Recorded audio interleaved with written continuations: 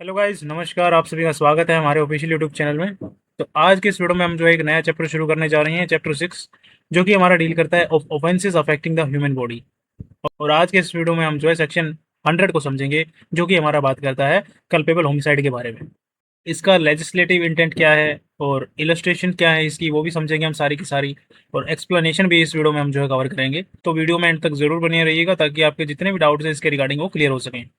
According to the section 100 of Bharatiya Nyaya Sanhita, whoever causes death by doing an act with the intention of causing death, or with the intention of causing such bodily injury as is likely to cause death, or with the knowledge that he is likely by the act to cause death, commits the offense of culpable homicide। तो section 100 कहता है culpable homicide का मतलब है ऐसा act करना जिससे कि किसी पर्सन की डेथ हो जाए और अक्यूज के माइंड में डेथ होने से रिलेटेड जो है वो इंटेंशन या फिर नॉलेज हो। ये ऑफेंस तब होता है जब किसी पर्सन की डेथ इस तरह से होती है, इंटेंशन टू कॉज डेथ, उसका इंटेंशन ही क्या है, किसी पर्सन को मारने का था।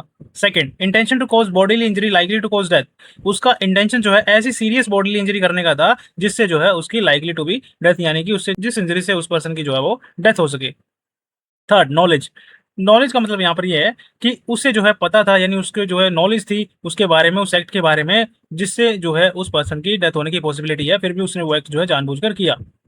तो आइए एक बार इसको इलस्ट्रेशन के थ्रू भी समझ लेते हैं। Illustration A. A lays stick and turn over a pit with the intention of thereby causing death, or with the knowledge that the death is likely to be thereby caused. Z, believing the ground is to be firm, treads on it, fall in, and is killed. A has committed the offense of culpable homicide. देखो, यहाँ पर जो है ए ने एक गड्ढा जो है वो उसको खोदा और उसके ऊपर जो है लकड़ियां या फिर जो है घास या मिट्टी, यानी उसको ढक दिया, यानी बेसिकली कवर कर दिया उस गड्ढे को। और ए का यहाँ पर इंटेंशन था कि किसी की डेथ हो, या ए को नॉलेज थी कि इस एक्ट से जो है वो किसी की डेथ होने की जो है पॉसिबिलिटी है। तो जेड को लगा कि जमीन तो बिल्कुल क्लियर है, यानी कि जो ग्राउंड है वो ठीक ठाक है उसको, और वो जो है वहां से गुजर जाता है। जैसे वो गुजरता है वो गड्ढे में गिर जाता है और उसकी जो है वो डेथ हो गई। तो इस सिचुएशन में ए ने जो है कल्पेबल होमिसाइड का ऑफेंस जो है वो कमिट किया है। देखो इलस्ट्रेशन बी क्या कहती है यहाँ पर। ए को जो है पता है कि जेड जो है वो झाड़ी के पीछे छुपा हुआ है, लेकिन बी को जो है यहाँ पर ये बात नहीं पता है।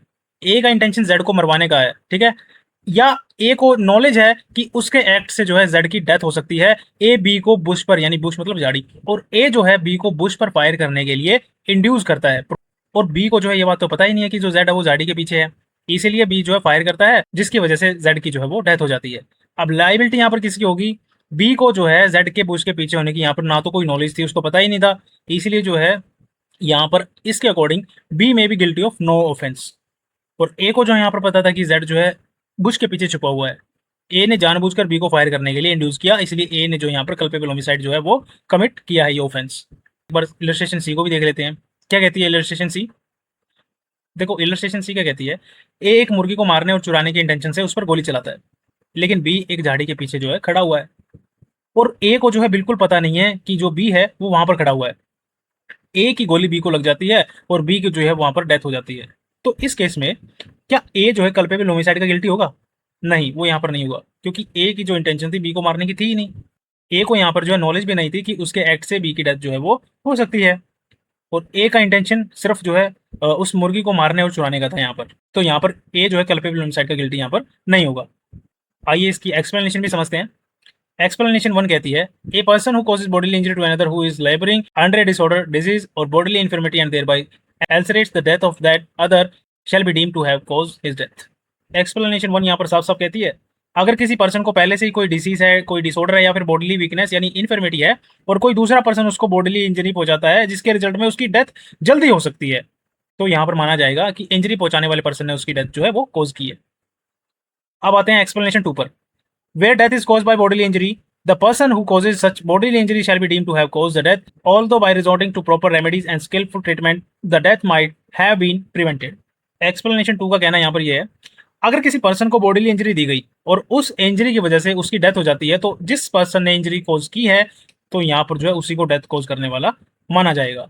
चाहे बाद में प्रॉपर मेडिकल ट्रीटमेंट से या फिर जो है स्किल डॉक्टर की ट्रीटमेंट से डेथ प्रिवेंट की जा सकती थी, फिर भी ओरिजिनल इंजरी कॉज करने वाले पर्सन को जो है डेथ के लिए रिस्पॉन्सिबल माना जाएगा।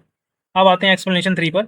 The causing of the death of a child in the mother's womb is not homicide, but it may amount to culpable homicide to cause the death of a living child if any part of that child has been brought forth, though the child may not have breath or been completely born। ये explanation कहती है, अगर child जो है अभी mother के वोम में है और उसकी डेथ कॉज होती है तो इस प्रोविजन के अकॉर्डिंग इसे होमिसाइड नहीं माना जाएगा।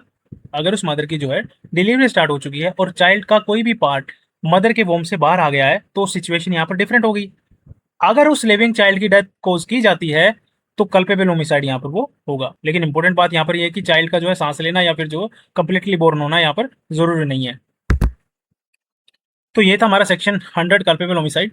इसके केस लॉज भी मैं आप सभी को करवाऊंगा, लेकिन ऐसे अगर मैं आपको डिफरेंट डिफरेंट टॉपिक के अगर केस लॉज करवाऊंगा तो उसमें जो है आप पजल हो जाओगे। तो इससे बढ़िया है कि इसको अलग से मैं एक जो है जो भी केस लॉ है इसके वो अलग से वीडियो लेके आऊँ उसके ऊपर, और तब जो है आपको अच्छे से डिटेल में समझाऊँ, तब ज़्यादा बेटर रहेगा मेरे हिसाब से। So thanks for watching guys. अगर आपका कोई डाउट रहता है इसके रिगार्डिंग तो मेरे को कमेंट सेक्शन में बता देना। Thanks for watching guys. Wish all the best, keep watching.